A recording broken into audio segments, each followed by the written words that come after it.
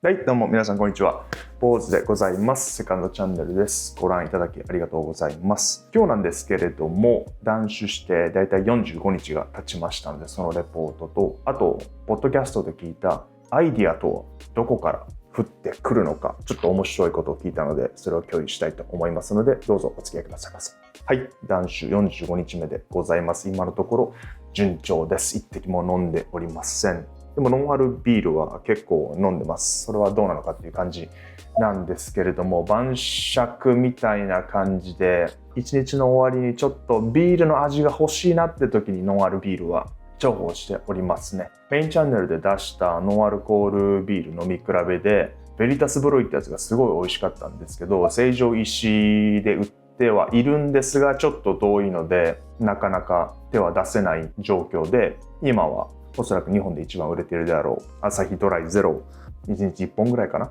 飲んでおります。ノンアルコールビールを常飲するようになって、1本だけではあるんですけど、その弊害っていうのが、その1本を開けてしまうと、それを飲み切るまで起きてしまうので、ちょっと就寝時間が遅くなっているなと感じております。だいたいね、10時半ぐらいには床の支度をして、朝7時ぐらいには起きたいですけど、1本開けてしまうとだいたいね、なんやらかんやらちびちび飲んで11時過ぎたりするので、ちょっとそれは以前だったらアップルサイダービネガーとかをお湯で割って飲んでたんですけど、ノンアルビール飲むようになって少し就寝時間が遅くなってるなと感じております。で、45日経って以前から話しているいわゆるパーティーみたいなところに行ったらどうなるかっていうのを実際にあったので共有したいんですけど、私の友人の外国人の方がいるんですけど、その人が誕生日兼、ライブパフォーマンスみたいなのをやるっていうことで、その方のお友達が大勢来る場に行ったんですけども、仕事帰りということもあってちょっと疲れてて、シラフでパーティーに突入して、でいろんな人と喋るわけですけれども、お酒入ってないとやっぱり疲労感が勝ってしまって、ほぼ初対面の人と喋って会話に集中してたんですけど、 2,3 人ぐらいちょっと疲れが来てしまったので、結局1時間ちょっとぐらいで帰って、で私の仲いい友達とちょっとご飯食べて帰ったんですけど、気づいたんですけど、お酒って疲労をちょっと麻痺させる効果もあるんだなと改めて感じました。今までだったらガブガブ飲んで多分 2,3 時間いて、もしかしたら次の店に行ってたかもしれないんですけども、シラフだと疲れが勝ってしまいますね。で、45日間経って友達と遊びに行ったり飲みの場に行ったりするんですけど、今考えてみたら飲まなくなると週末も週末でない月曜日から金曜日もあんま大差なくなるなって感じておりまして、っていうのも明日休みだから飲むかっていうのもあったと思うんですけど、それがもうないので、平日もしくは明日仕事の日にちょっとご飯でもっていう誘いがあって、ご飯イコールお酒ではあったんですけど昔、今はそれがないのでご飯だけ食べてささっと帰って、おそらくどんなに遅くても11時ぐらいには帰ってさっとシャワー浴びて寝るってなると、そんなに翌日のパフォーマンスにも影響しないし、なので翌日が休みでも別に出勤でもあんま変わんないのかなと思っていましたね。なので平日休みの方でも週末休みの方でも、誘いがあればいけるかなっていう感じですね。でももしかしたら疲労が溜まっているかもしれないで、それをごまかすものがないので、それをお酒でごまかすことができないので、ちょっとそれは私が体力つけるか新しい仕事になれるかで変わるんでしょうけど、ずっとシラフでいると週末とかの感覚がなくなってきますね。メインチャンネルでも言ったんですけど、断酒に期待することの一つとして、かなり真面目であるシラフの自分とこの不真面目であるタガが外れた自分がうまいこと混ざり合っていいバランスにならないかなと思ってたんですけれど、今のところそれはなくて、今までだったらお酒を飲んだらいっかみたいな感じで、いわゆる物事をあんま深く考えないように物事を俯瞰的に見るようなことをお酒の力を借りてやってたのかな、ブレイク的なことを挟んでたのかなと思うんですけども、それを最近お酒経ってるのでそれがなくなったので、結構リアルに物を考えてるんだったらそこに直視しないといけなくて、そもそもの思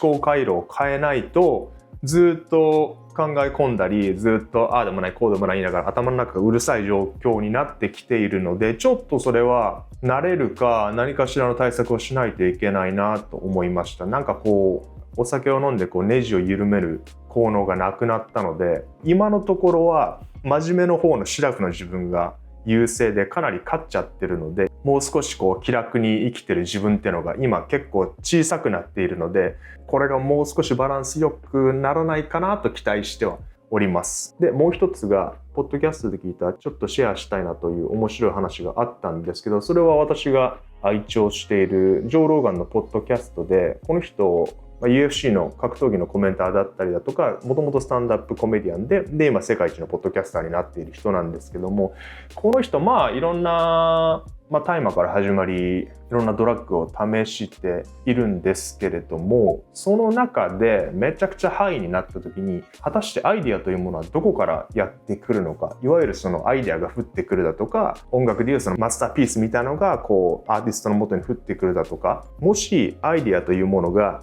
私たちには見えないけれども生き物みたいなものでそこら中に実はあって、そのアイディアの目的が形にしてくれそうな人がいたらその頭の中に入って具現化してもらってアイディアの目的を達成する。で、そのアイディアっていうのは積み分けがされていて、例えば大自然の中に漂っているアイディアだとか、街の中にいるアイディアだとか、もしかしたらバーにいるアイディアだとか、人の周りに集まっているもしかしたらいわゆるアイディアマンみたいな人に漂っているアイディアたち、そういう集団の中でまた混ざり合って、この人だったら具現化してくれるかもと思って A から B の人に移ったり B から C の人に移ったり A と B と C が会話してる中でアイディア同士でこれ飛び込めると思ってその人の頭の中に入っていくだとかと思えば、大自然の中で体操のアイデアが浮遊していてリラックス目的だとか運動だとか、瞑想だとか、この人準備できてるなと思ったらそこにスポッと入るとか、仕事の会議とかでずっと喋ってるけど何にも決まらない会議ってあると思うんですけど、それはもう単純にそもそもアイデアを具現化しようとしてない人たちが集まっているから、そこに寄りついてるアイデアもないし、かつ狭い会議室でどんなにホワイトボードで書いてもアイデアがその空間に存在していないからずっとアイデアが出ないとかで、そこでアイデアマンみたいな人が一人入ると、その人の周りに集まってるアイデアが会議室を埋めて、会議に参加している人たちの頭の中にスポスポスポスポ入って、でそれを組み合わせて複数のアイデアがもしかしたら形を成して具現化してアイデアの目的を達成するとか。なのでよく言われる会議とかですごい突拍子のないことでも発言してみたら、その発言をきっかけにいろんな人のアイデアがポンポンポンポン出始めるみたいな、そういう流れっていうのは発言することによってこの人たちもしかしたら具現化してくれるかもと思って周りのアイデアが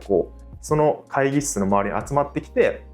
ちっちゃいアイデアも大きなアイデアももしかしたらすごいいいアイデアも悪いアイデアも人の頭の中に入って発言するようになるとか。なのでもしアイデアがそこら中に実は浮遊しているものであるならば、例えば外に出るだとか、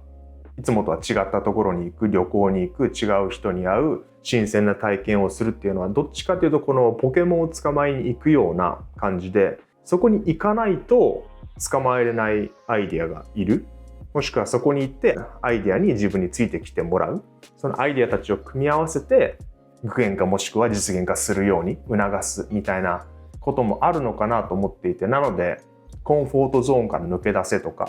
いろんなところに行ってみるだとか、旅行だとか、いろんな人に会ってみるとかもそうですけど、見えないけどもそこにしかない何かを捕まえに行くっていうのは考え方として面白いなと思っていて、で例えば瞑想とかでもマインドフルネス、いわゆる今に集中する、脳が開いた状態になってアイデアがこの人だったら今だったらクリアに考えてくれるかもと思ってアイデアがその人の脳の中にスポッて入るみたいなことも、なきにしもあらずなのかなと思っていて、もちろん見えないんですけれども、ジョー・ローガンさんもめっちゃハイになってそういう考え方に至ったので、もちろん見えないけども何かしらちょっと見えない力っていうのも私ちょっと信じているところもあるので、ちょっと共有したいと思いました。ふわふわした内容でしたけれども、こういう不思議な話も気軽にしていけたらなと思います。はい。では、今回は、断酒45日目のレポートとアイディアはどこで湧いてくるのかというお話でございました。今日の動画は以上になります。ご視聴いただきありがとうございます。また次の動画でお会いしましょう。またね。